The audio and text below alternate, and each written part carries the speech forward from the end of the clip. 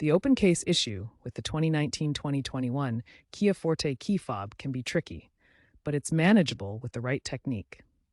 These fobs often use a CR2032 battery. To open the case, insert a thin, flat tool, like a small screwdriver or specialized key fob opener, into the seam near the keyring hole or emergency key slot. Gently pry the two halves apart, being careful not to crack the plastic.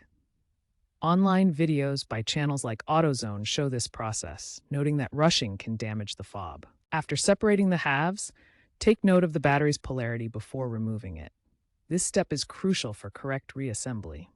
In about 20% of cases, corroded contacts are found inside. Clean these with isopropyl alcohol for better connectivity. After opening the fob, replace the old CR2032 battery with a new one, ensuring correct polarity. High-quality batteries from brands like Panasonic or Energizer are recommended to prevent early depletion, especially in regions with extreme temperatures. Once replaced, reassemble the fob carefully, ensuring the case snaps back together securely. If the remote still doesn't work, check for signal interference from metal objects or a dead car battery.